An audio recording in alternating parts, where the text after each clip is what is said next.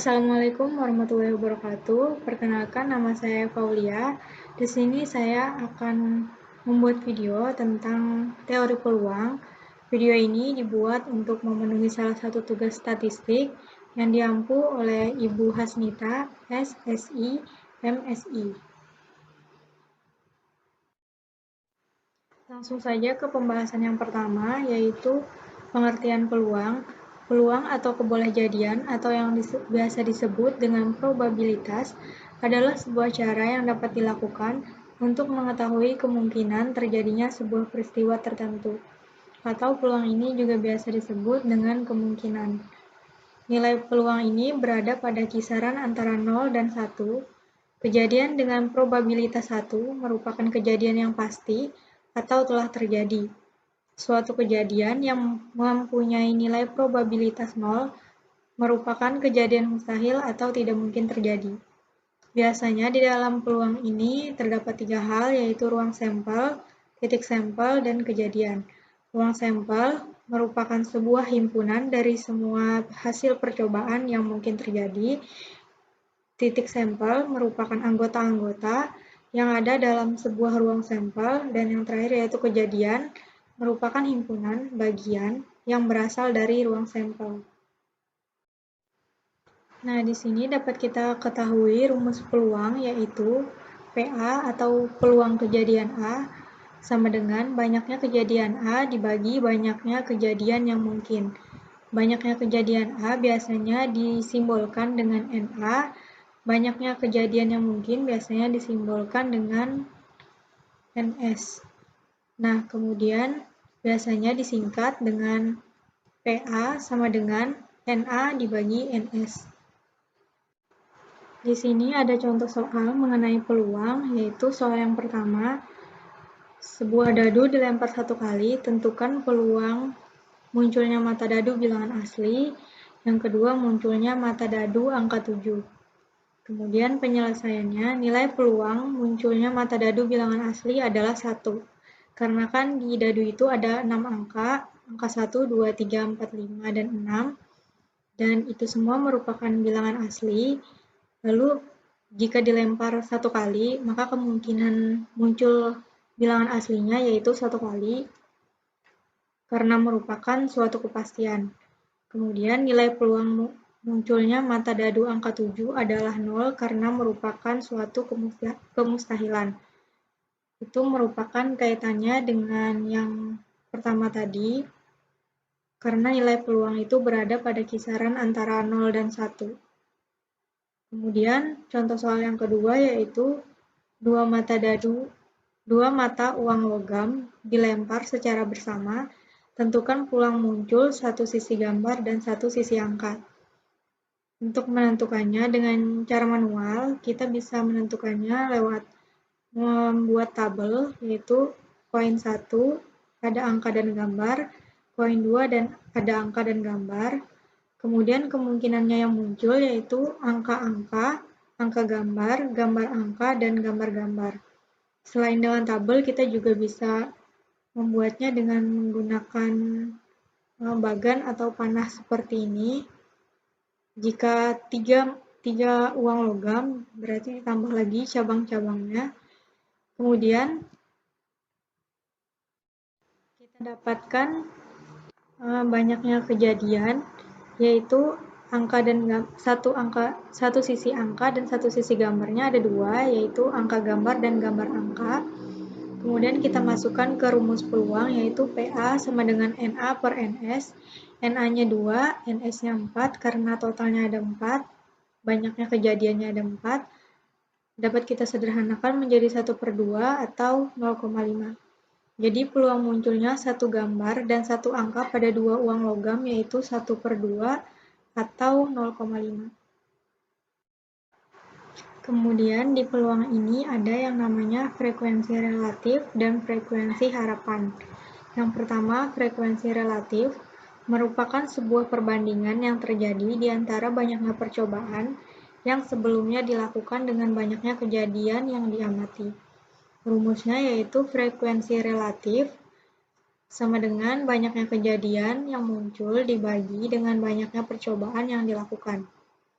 Contoh soalnya yaitu, dari 50 kali pelemparan uang logam diperoleh 26 kali muncul angka. Tentukan frekuensi relatif muncul angka dan frekuensi relatif muncul gambar.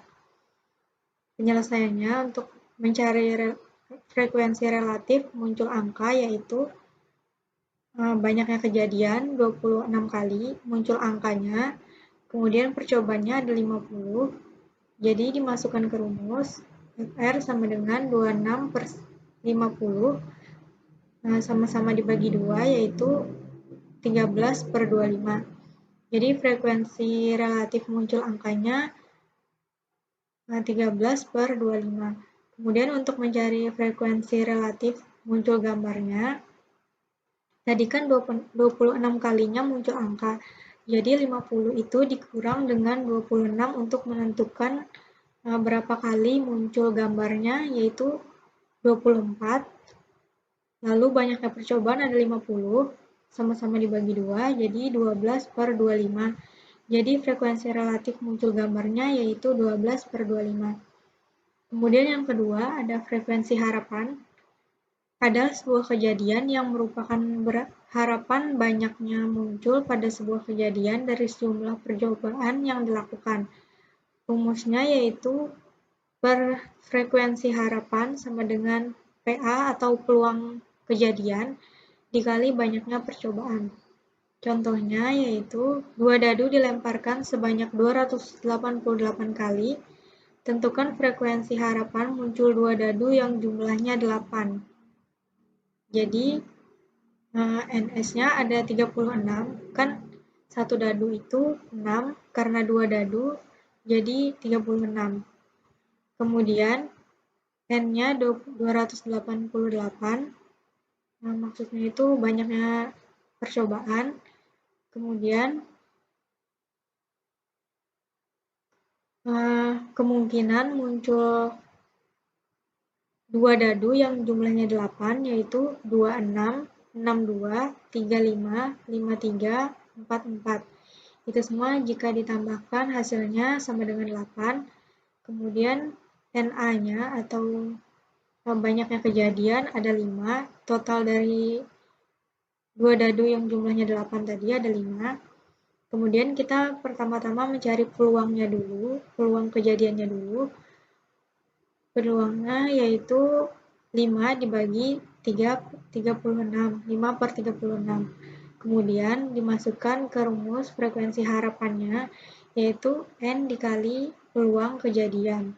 N-nya 288 dikali dengan 5 per 36, yaitu 40. Jadi frekuensi harapan muncul 2 dadu yang jumlahnya 8, yaitu 40. Kemudian di dalam peluang ini juga ada yang namanya peluang kejadian. Yang pertama yaitu peluang kejadian majemuk, yaitu suatu kejadian atau dilambangkan dengan K, dan kejadian komplement atau yang dilambangkan dengan K aksen atau K komplement memenuhi persyaratan sebagai berikut, memenuhi persamaan sebagai berikut.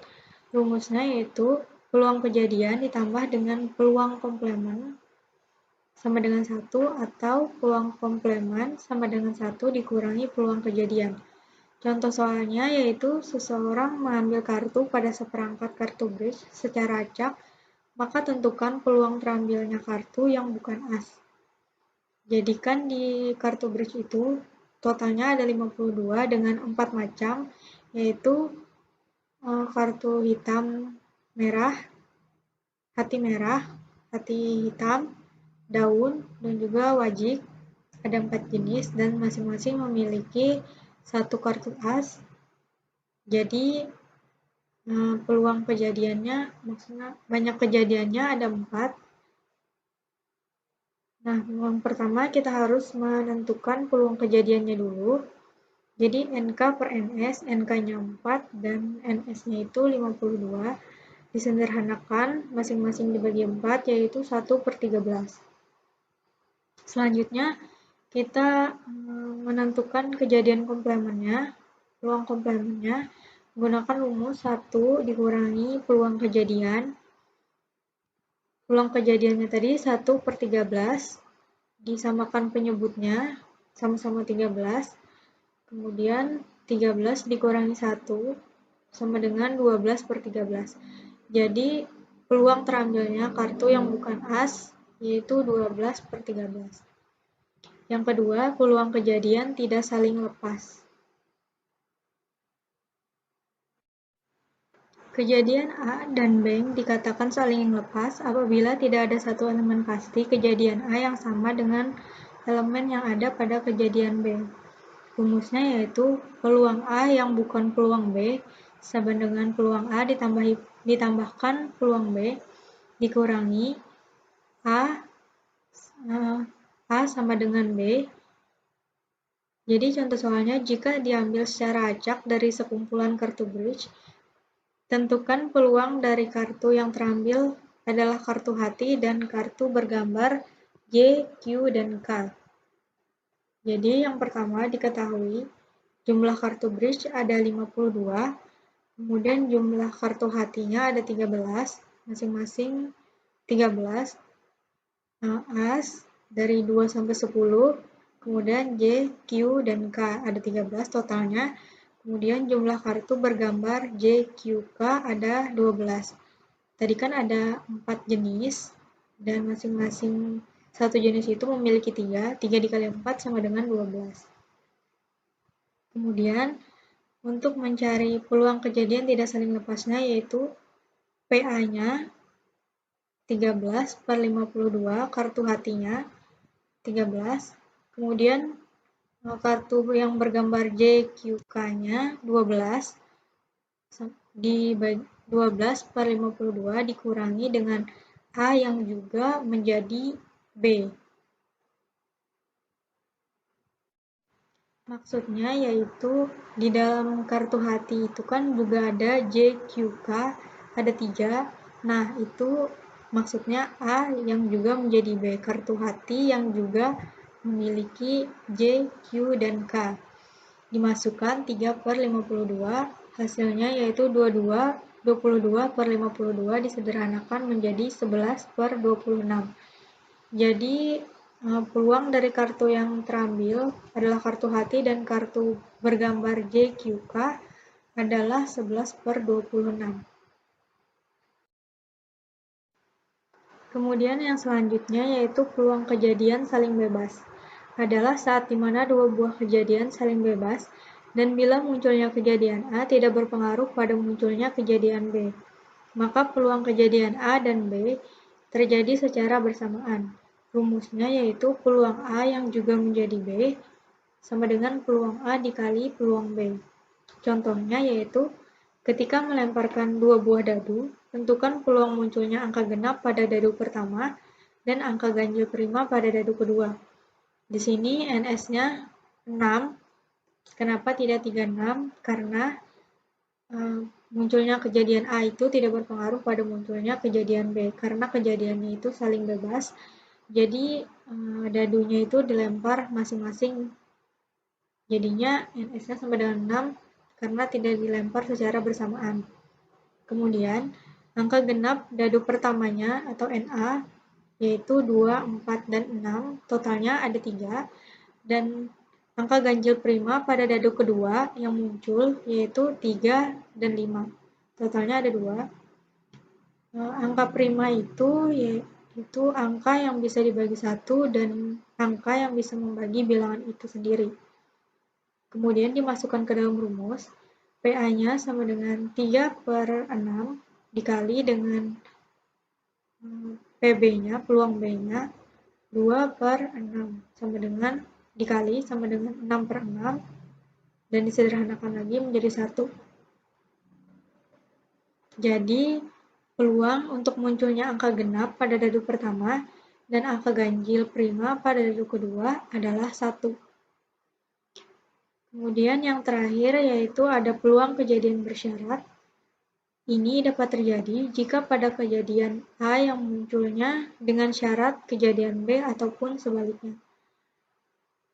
Rumusnya yaitu peluang A yang juga menjadi bagian B sama dengan peluang A dikali peluang B dengan syarat A atau peluang A yang juga menjadi bagian B sama dengan peluang A dikali dengan peluang A yang bersyarat B.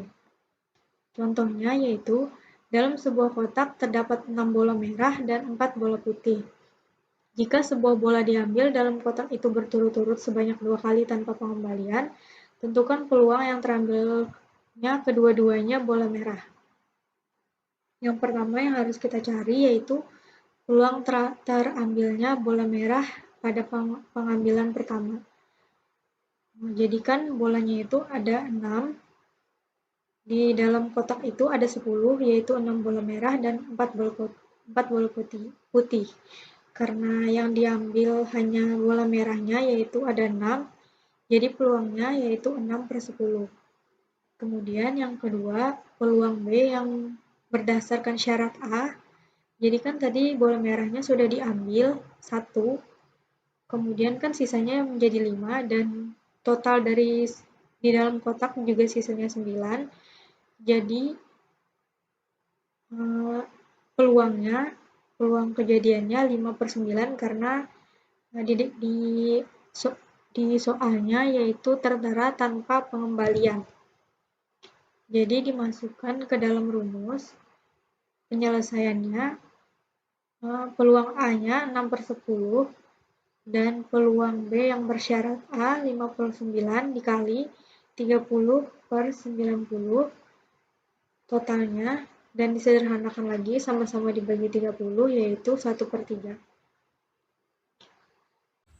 Itu saja yang dapat saya sampaikan. Saya mohon maaf apabila ada kesalahan kata. Semoga bermanfaat. Wassalamualaikum warahmatullahi wabarakatuh.